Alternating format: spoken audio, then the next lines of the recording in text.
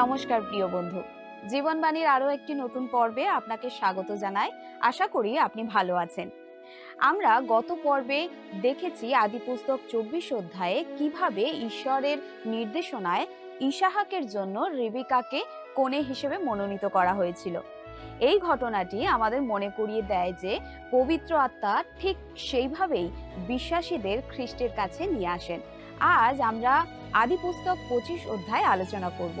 এখানে আমরা অব্রাহামের মৃত্যু, এশো ও জাকবের জন্ম এবং এশোর জ্যেষ্ঠাধিকার বিক্রির সেই বিখ্যাত কাহিনী জানব।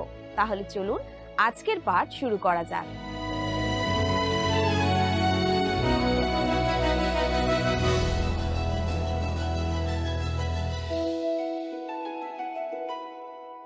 আমাদের এই বাইবেল অধ্যয়নে আজকে আমরা আদিপুস্তক 25 অধ্যায় থেকে আলোচনা করব। এই অধ্যায়ে আমরা মূল 3টি বিষয় লক্ষ্য করব।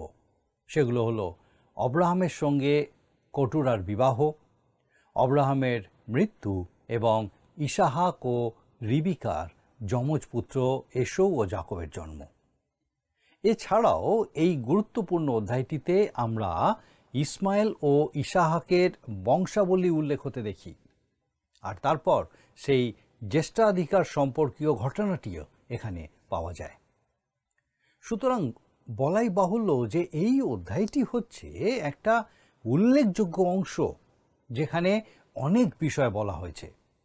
যদিও এই অংশে আমরা অব্রাহামের জীবন কাহিনী সমাপ্ত হতে দেখি, কিন্তু প্রকৃতপক্ষে 24 অধ্যায়ে যখন তিনি ইসাহাকের জন্য কন্যার অন্বেষণে তার দাসকে প্রেরণ করেছিলেন, তখনই তার কাহিনী শেষ হয়ে গেছিল। এই অধ্যায়ের সূচনাতে আমরা দেখি অব্রাহাম কটুরাকে বিবাহ করলেন। এই বিষয়ে আমরা আসুন প্রথম দুটি পদ পাঠ করি। আদিপুস্তক 25 অধ্যায় আসুন 1 আর 2 পদ পাঠ করি। আর অব্রাহাম কটুরা নাম্নী আরেক স্ত্রীকে বিবাহ করেন। তিনি তাহার জন্য সিমরন, জকসন, মদান, মিদিয়ন, জিসবক ও সুহ এই সকলকে প্রসব করিলেন। এবার তার একটি বিশাল পরিবার হয়ে গেল, আর সারার মৃত্যুর পরেই তিনি তার সবথেকে বড় পরিবার লাভ করেছিলেন। অনেকেই এই কথা বলতে পারেন, আমি ভেবেছিলাম ইসাহাকের জন্মের সময়ে অব্রাহাম শারীরিকভাবে মৃতকল্প ছিলেন। মেনে নিলাম যে তিনি সেই সময় সত্যি করেই আর সন্তান জন্ম দেওয়ার বিষয়ে অসমর্থ ছিলেন, কিন্তু ঈশ্বর যখন কোনো কাজ করেন তখন সেটা খুব ভালো করেই করেন। আর এই কারণেই আমার বিশ্বাস যে ঈশ্বরের প্রতিটি কাজই তার সম্মতিতে হয়। এখানে আমরা দেখতে পাই যে অব্রাহাম যে কেবল ইসাহাকের জন্ম দিয়েছিলেন তা নয়, কিন্তু এখন তিনি পরপর অনেকগুলি সন্তানের জন্ম দিলেন। কৌতূহলের বিষয় হলো, এখানে আমরা মদান ও মিদিয়ানের নাম উল্লেখ হতে দেখি। অন্যান্য পুত্রদের থেকেও বিভিন্ন জাতির উৎপত্তি হয়েছিল, কিন্তু সেগুলিকে শনাক্ত করা যায়নি। যেহেতু সেই সমস্ত জাতিগুলি আমাদের বাইবেল অধ্যয়নের বিষয় নয়, তাই আমাদের সেই বিষয়ে আলোচনা করার প্রয়োজন নেই। কিন্তু মিদিয়নের অবশ্যই গুরুত্ব আছে। পরবর্তী সময়ে আমরা লক্ষ্য করব যে মোশি মিদিয়ান দেশে গিয়ে সেখানকার এক মেয়েকে বিবাহ করেন। আমাদের মনে রাখতে হবে যে মিদিয়নীয়রা হচ্ছে অব্রাহামের বংশের লোক, এবং একইভাবে মদানীয়রাও সেই রকম। তাহলে এখানে আমরা লক্ষ্য করি যে অব্রাহামের অন্যান্য সন্তান ছিল, কিন্তু তা সত্ত্বেও সদাপ্রভু এই কথা বলেছিলেন যে ইসাহাকের মাধ্যমেই অব্রাহামের বংশ আশীর্বাদযুক্ত হবে, অন্যান্য কোনো পুত্রের মাধ্যমে নয়। ইসরায়েলের দ্বারা নয়, মিদিয়ন বা মদানের মাধ্যমে নয়, তারা কেবল মরুভূমিতে বিচরণকারী যাযাবর ছিল।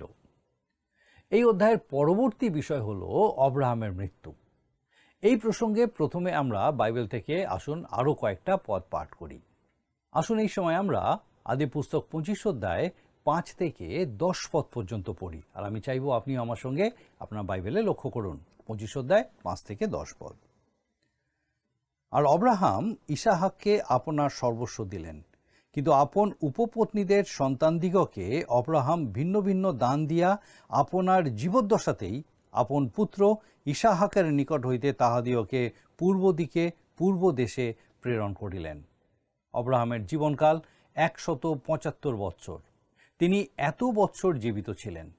পরে অব্রাহাম বৃদ্ধ ও পূর্ণায়ু হইয়া শুভ বৃদ্ধাবস্থায় প্রাণত্যাগ করিয়া আপন লোকদের নিকটে সংগৃহীত হইলেন। আর তাহার পুত্র ইসাহাক ও ইসমাইল মমরির সম্মুখে হেতীয় সোহরের পুত্র ইফ্রনের ক্ষেত্রস্থিত মকপেলা গুহাতে তাহার কবর দিলেন। অব্রাহাম হেতের সন্তানদের কাছে সেই ক্ষেত্র ক্রয় করিয়াছিলেন। সেই স্থানে অব্রাহামের ও তাহার স্ত্রী সারার কবর দেওয়া হয়। অব্রাহামকে কবর দেওয়ার সময় ইসমাইল এসেছিলেন, কারণ যতই হোক অব্রাহাম তার পিতা ছিলেন। তাই ইসাহাক ও ইসমাইল একসঙ্গে অব্রাহামকে কবর দিলেন।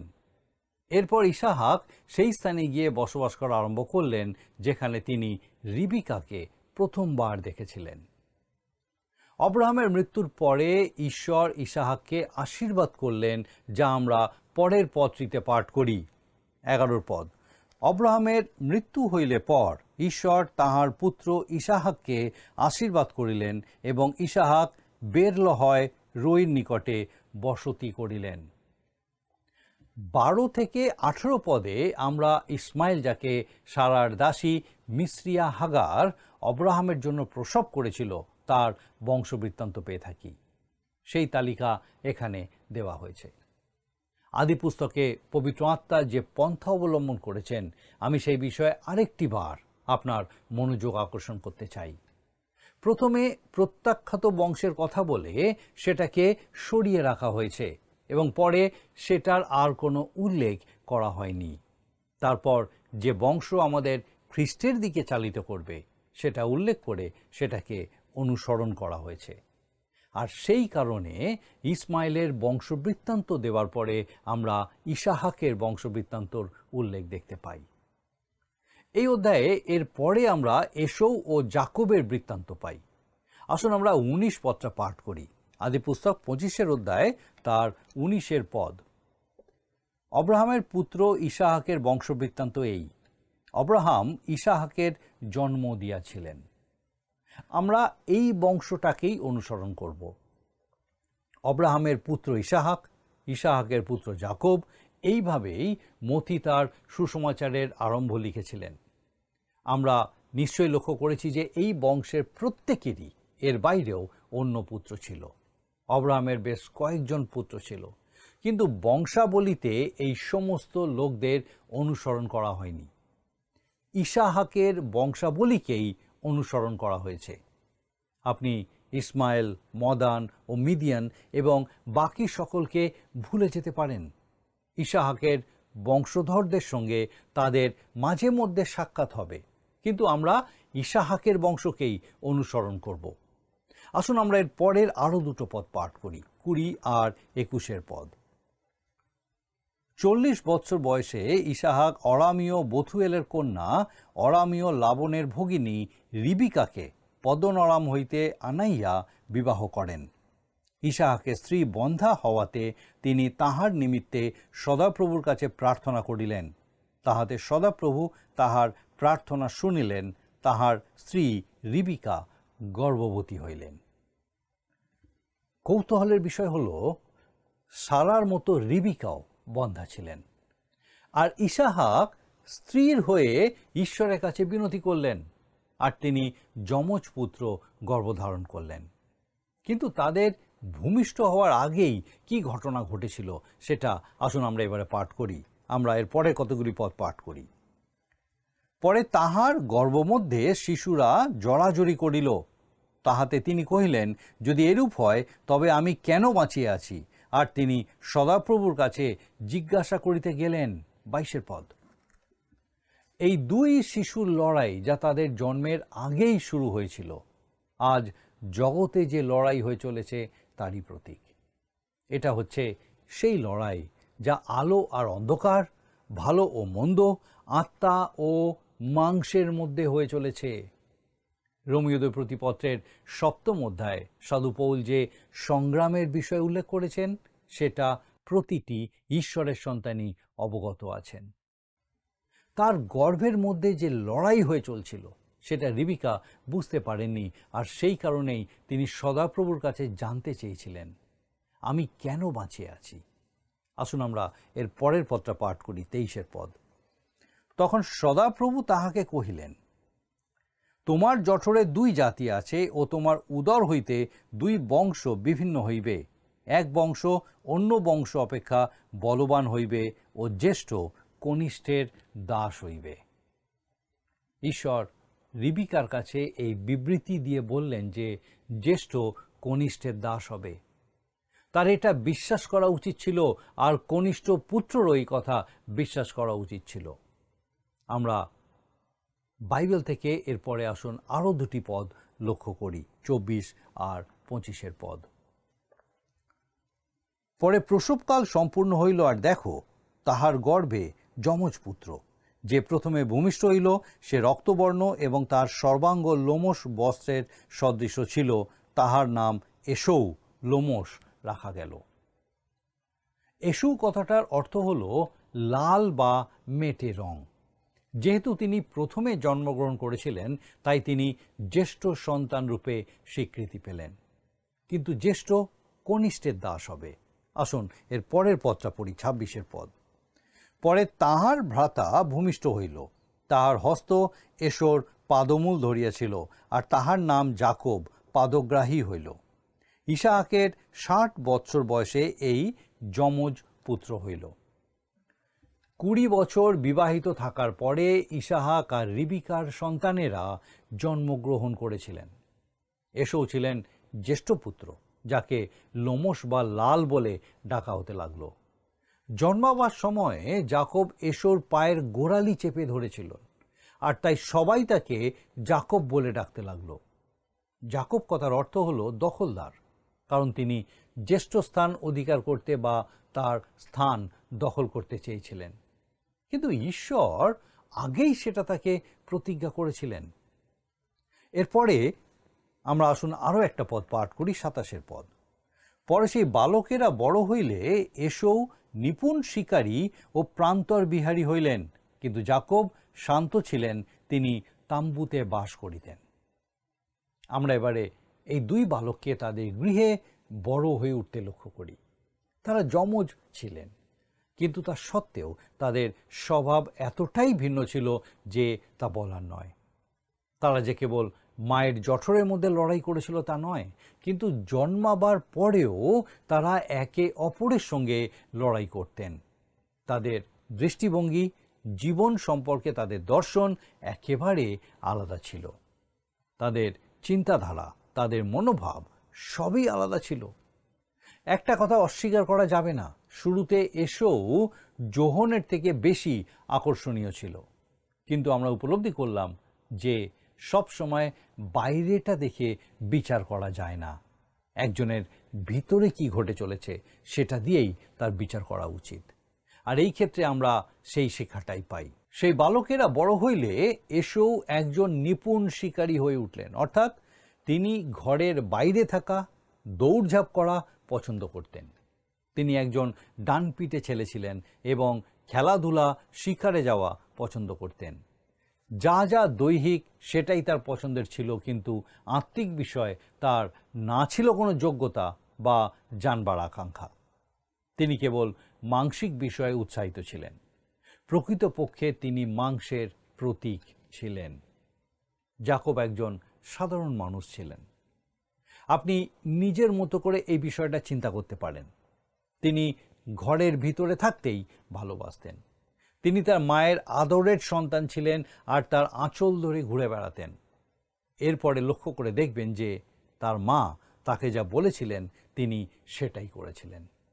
যাকব একেবারে মায়ের কোলের ছেলে ছিলেন, আর এসৌ আবার তার বাবার মনের মতো ছেলে ছিলেন। ইসাহাক এসৌকে ভালোবাসিতেন, কেননা তাহার মুখে মৃগ মাংস ভালো লাগিত, কিন্তু রিবিকা যাকবকে ভালোবাসিতেন। 28 পদে লেখা আছে। এটা হচ্ছে একটা পারিবারিক সমস্যা। আপনার মনে হতে পারে যে এমন একটা পরিস্থিতিতে তারা সমস্যায় পড়বে, আর বাস্তবেও তাদের সেটাই হয়েছিল।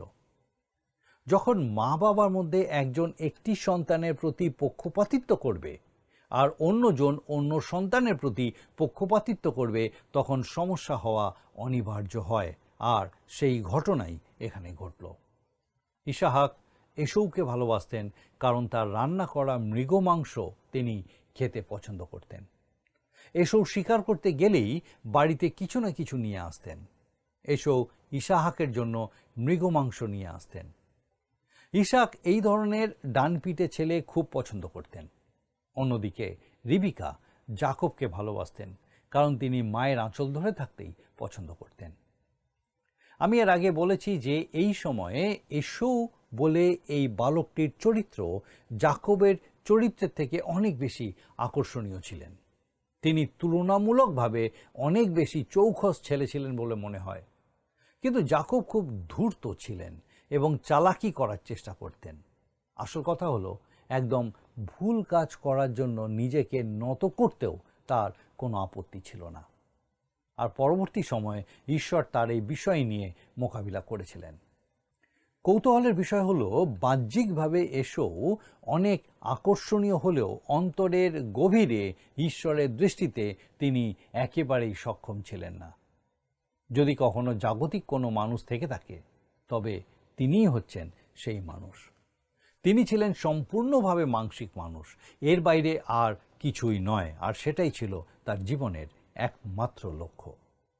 আর ভিতরে ভিতরে জাকবের আত্মিক বিষয়ের প্রতি আকর্ষণ ছিল। জাকবের ওপরে যে আবর্জনা ছিল সেটা সরিয়ে ফেলে এবং সমস্ত আবরণ হটিয়ে দিয়ে আত্মিক আকাঙ্ক্ষা প্রকাশ করতে ঈশ্বরের বহু বছর সময় লাগলেও শেষ পর্যন্ত তিনি সেটা করেছিলেন। জাকবের বিষয়ে আমাদের অধ্যয়ন প্রায় শেষ হওয়ার আগেই, যা প্রায় আদিপুস্তকের শেষ পর্যন্ত চলবে, আমরা উপলব্ধি করব যে তিনি সারা জীবনই ঈশ্বরের লোক ছিলেন, যদিও তিনি তার জীবনের অনেক পরে এসে সেটা প্রকাশ করেছিলেন। তাদের পরিবারে ঘটে যাওয়া একটা বিষয় এখন আমরা লক্ষ্য করব। আপনি সহজেই বুঝতে পারবেন যে পিতামাতা উভয়ের পক্ষপাতিত্বই সমস্যার ও সংঘাতের সৃষ্টি করে। এই রকম হলে কখনোই সেটাকে কিন্তু সুখী পরিবার বলা যায় না। আসুন আমরা 29 পদ থেকে পাঠ করি। একদা জাকব দাইল পাক করিয়াছেন, এমন সময় এসৌ ক্লান্ত হইয়া প্রান্তর হইতে আসিয়া জাকবকে কহিলেন, আমি ক্লান্ত হইয়াছি, বিনয় করি ওই রাঙ্গা দ্বারা আমার উদর পূর্ণ করো। এই জন্য তাহার নাম ইদোম রাঙ্গা খ্যাত হইল। তখন জাকব কহিলেন, অদ্য তোমার জ্যেষ্ঠাধিকার আমার কাছে বিক্রয় করো। এসৌ বলিলেন, দেখো আমি মৃতপ্রায়, জ্যেষ্ঠাধিকারে আমার কি লাভ? এই ঘটনাটি এই দুই ব্যক্তির চরিত্রকে প্রকাশ করে।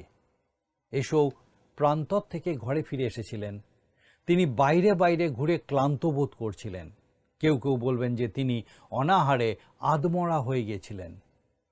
অব্রাহামের গৃহে বাস করা কেউই না খেতে পেয়ে মারা যাবে, এটা হতে পারে না। কিছু না কিছু তার খাওয়ার জন্য থাকবেই, কিন্তু সেই সময়ে তার খাওয়ার মতো কোনো কিছু রান্না করা ছিল না, কেবল জাকব যে ডাল রান্না করেছিলেন সেটা ছাড়া। জাকব ঘরের মধ্যে থাকার একজন লোক ছিলেন, সম্ভবত তিনি ভালো রান্নাও করতেন। আমি ক্লান্ত হইয়াছি, বিনয় করি ওই রাঙ্গা দ্বারা আমার উদর পূর্ণ করো। এই জন্য তাহার নাম ইদোম রাঙ্গা খ্যাত হইল। এসৌয়ের মতোই ইদোম কথার অর্থ রাঙ্গা বা লাল। এসৌ জাকবের কাছ থেকে একটু ডাইল খেতে চেয়েছিলেন, আর জাকব সেই সুযোগ গ্রহণ করলেন। তিনি একজন ধূর্ত ও বিশ্বাসঘাতক ছিলেন, আর তার জ্যেষ্ঠাধিকারের প্রতি লোভ ছিল। তিনি বললেন, অদ্য তোমার জ্যেষ্ঠাধিকার আমার কাছে বিক্রয় করো। আসুন আমরা জ্যেষ্ঠাধিকারের কি মূল্য আর তার অর্থই বা কি সেটা একবার দেখি। এই অধিকার যার থাকতো তিনি সেই গৃহের শীর্ষকর্তা হতেন। এর মানে এটাও হতো যে সেই ব্যক্তি পরিবারের যাজক হতেন। বিশেষ এই পরিবারে এই অধিকার পাওয়ার অর্থ হলো যে তার বংশেই পরবর্তী সময়ে খ্রিস্টের জন্ম হবে। আপনার কি মনে হয় এসৌর কাছে এর কোনো মূল্য ছিল? জাকব জানতেন যে তার এটা ছিল না। তিনি এটাকে কোনো গুরুত্ব দিতেন না, আর পরিবারের যাজক হয়ে ওঠার তার কোনো ইচ্ছাও ছিল না। তিনি সেই জ্যেষ্ঠাধিকার পেতে কোনো দিনই চাননি। খ্রিস্টের পূর্বপুরুষ হওয়ার ইচ্ছা তার ছিল না। যাকব এটা বুঝতে পেরে তাকে বলেছিলেন, তুমি যদি আমাকে তোমার জ্যেষ্ঠাধিকার দাও তো আমি তোমাকে এই দাইল খেতে দেব। এসো এই দর কষাকষিতে খুবই খুশি হয়েছিলেন। তিনি বলেছিলেন, এটা করে আমি খুশি হব, এই জ্যেষ্ঠাধিকার পেয়ে আমার কী লাভ, তার চেয়ে এক বাটি দাইল খেতে পারলে আমার ভালো হয়। তিনি আত্মিক বিষয়ের এই রকমই মূল্য দিতেন। একটা কথা মনে রাখতে হবে যে যাকব যা করেছিলেন সেটাও কিন্তু ভুল ছিল।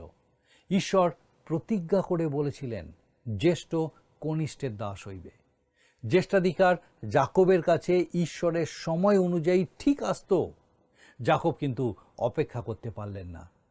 তাই ঈশ্বর যা প্রতিশ্রুতি দিয়েছিলেন সেটা নিজেই পাওয়ার চেষ্টা করলেন। তিনি সেটা চালাকি করে আর চতুরতার সাথে হাতিয়ে নিলেন। ঈশ্বরের জন্য তার অপেক্ষা করা উচিত ছিল। এই ব্যক্তি নিজে যা করতে পারতেন সেটাই করতেন। তিনি মনে করতেন যতক্ষণ তিনি নিজে কোনো কাজ করতে পারছেন ততক্ষণ ঈশ্বরের উপরে নির্ভর করার প্রয়োজন নেই। তিনি ভাবতেন যে তিনি তার কাজ করতে পুরোপুরি সক্ষম। শুরুর দিকে জগতের মানদণ্ডের বিচারে তিনি সত্যিই বেশ ভালোভাবেই তার কাজ করেছিলেন। কিন্তু এমন একটা দিন এলো যেদিন এই ব্যক্তিকে ঈশ্বর একটা শিক্ষা কেন্দ্রে পাঠিয়ে দিলেন, যার প্রধান শিক্ষক ছিলেন লাবন। এই শিক্ষা কেন্দ্রে যাকব অনেক কঠিনতার মধ্যে দিয়ে কয়েকটা শিক্ষা পেয়েছিলেন, কিন্তু এখন তিনি সেই চতুরতার মাধ্যমেই তার ইচ্ছামতো কাজ করছিলেন। আসুন আমরা এই অধ্যায়ের শেষ দুটি পদ পাঠ করি, 33 আর 34 পদ। যাকব কহিলেন, তুমি অদ্য আমার কাছে দিব্য করো। তাহাতে তিনি তাহার কাছে দিব্য করিলেন। এই রূপে তিনি আপন জ্যেষ্ঠাধিকার যাকবের কাছে বিক্রয় করিলেন। আর যাকব এসৌকে রুটি ও মুসুরের রান্দা দাইল দিলেন, এবং তিনি ভোজন পান করিলেন। পরে উঠিয়া চলিয়া গেলেন। এই রূপে এসৌ আপন জ্যেষ্ঠাধিকার তুচ্ছ করিলেন। এসৌ আপন জ্যেষ্ঠাধিকার তুচ্ছ করিলেন। এই সময় এই কথাটা খুবই গুরুত্বপূর্ণ। সুতরাং এইভাবে এসৌ ডাল খেতে পেলেন। যেহেতু তার কাছে জ্যেষ্ঠাধিকারের কোনো মূল্য ছিল না, তিনি সেটা অনায়াসে ত্যাগ করলেন। আত্মিক কোনো কিছুরই মূল্য তার কাছে ছিল না। দুর্ভাগ্যবশত আজ এই ধরনের মানুষ আমরা অনেক দেখতে পাই। তাদের কোনো আত্মিক ক্ষমতা বা আত্মিক সত্য জানার আকাঙ্ক্ষা থাকে না। আমার বিশ্বাস প্রকৃত খ্রিস্ট বিশ্বাসী হচ্ছেন তিনি, যাকে পবিত্র আত্মা শিক্ষা দিতে এবং চালিত করতে পারেন। কিন্তু আমাদের বুঝতে হবে যে যাকবও ঠিক কাজ করেননি। আমরা তার আরও চালাকি ও চতুরতার বিষয় 27 অধ্যায়ে এসেও দেখতে পাব। আমাদের আজকের অধ্যয়নে যে বিষয়গুলি ছিল তার মধ্যে সব থেকে গুরুত্বপূর্ণ হচ্ছে ইসাহাক ও রিবিকার যমজ 2 পুত্রের জন্ম ও তাদের বড় হয়ে ওঠা। এই 2 পুত্র যমজ হলেও একেবারে ভিন্ন চরিত্রের মানুষ ছিলেন। তাদের একে অপরের সঙ্গে ভাব ভালোবাসা খুব একটা ছিল না, আর সেটা তাদের জন্মের আগে থেকেই প্রকাশ হয়ে পড়েছিল। জ্যেষ্ঠ পুত্র এসৌ সম্পূর্ণ ডানপিটে ছিলেন এবং সারাক্ষণ বাইরে বাইরে ঘুরে বেড়াতে, শিকার করতে পছন্দ করতেন। স্বভাবতই তিনি তার পিতার প্রিয়পাত্র ছিলেন। অন্যদিকে যাকব সম্পূর্ণ বিপরীত চরিত্রের মানুষ ছিলেন।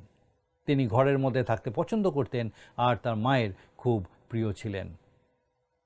যাকব এসৌয়ের জ্যেষ্ঠাধিকারের প্রতি লোভ ছিল, আর তিনি সেটা একবার ছল ও চাতুর্যের দ্বারা হরণ করে নিয়েছিলেন। আজকে আমাদের আলোচনা আমরা এখানেই শেষ করব, আর আমি চাইব এই সময় আপনি আমার সঙ্গে প্রার্থনায় যোগ দিন। আসুন প্রার্থনা করি।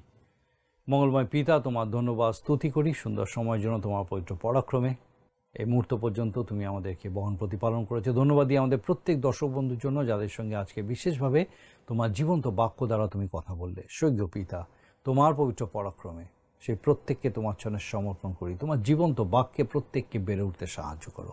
বিশেষ করে পিতা, প্রার্থনা করি সমস্ত অসুস্থতা থেকে রক্ষা করো। যদি কেউ এই সময় প্রকৃত অসুস্থ পিতা, অনেক যাতনা কষ্টের মধ্যে আছেন, প্রার্থনা করি তোমার অনুগ্রহ, তোমার করুণায় সেই ব্যক্তিকে পূর্ণ করো। তোমার হাতে স্পর্শে পিতাগো সেই ব্যক্তিকে সম্পূর্ণ সুস্থ করো। সুস্থ সবল শরীরে তোমার গৌরব করতে সাহায্য করো। প্রভু, তুমি কৃপা করো। তোমার যিশু নামে আমাদের সেই প্রত্যেক দর্শক বন্ধু, তাদের পরিবার পরিজন প্রত্যেককে সুস্থ সুরক্ষিত রাখো, তোমার অনুগ্রহে পূর্ণ রাখো। তোমার যিশু নামে ভিক্ষা দয়া করে শ্রবণ ও গ্রহণ করো। আমেন।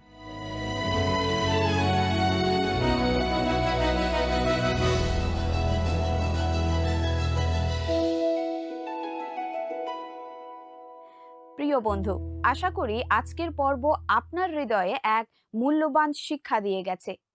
আজ আমরা আদিপুস্তক 25 অধ্যায় থেকে জানলাম অব্রাহামের মৃত্যু এবং তার প্রধান উত্তরাধিকারী হিসাবে ইসাহাকের কথা।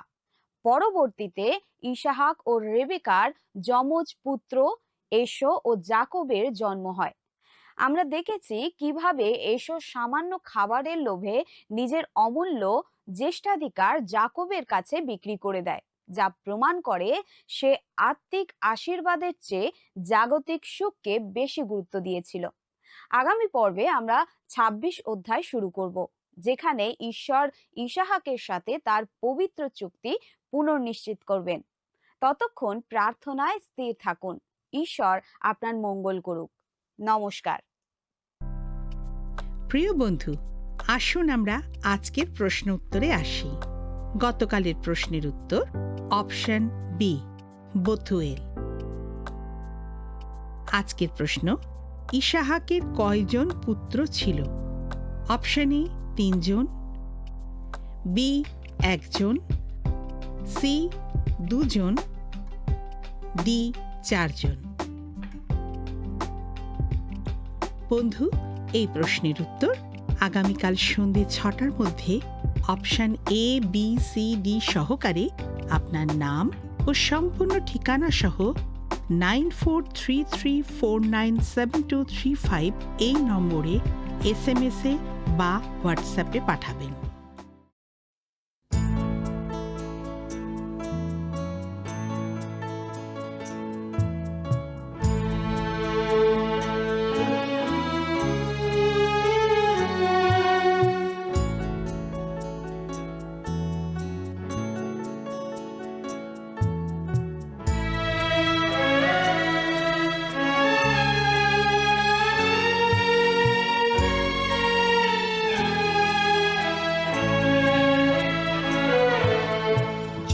পথে গিয়েছো চলে, সেই পথে আমি যাইনি। শুনি তো শীত ধুলির করুণা, শুনি তো শীত ধুলির করুণা, তাই আমি খুঁজে পাইনি। যে পথে গিয়েছো চলে, সেই পথে আমি যাইনি।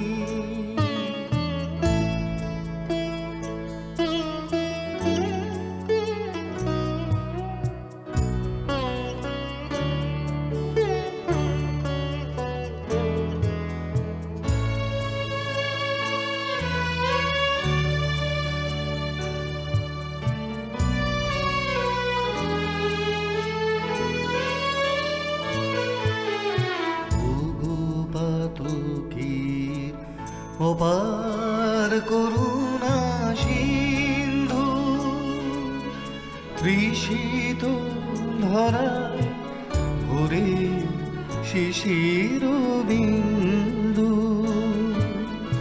ওগো পাতকীর অপার করুণা সিন্ধু, তৃষিত ধরায় ভরে।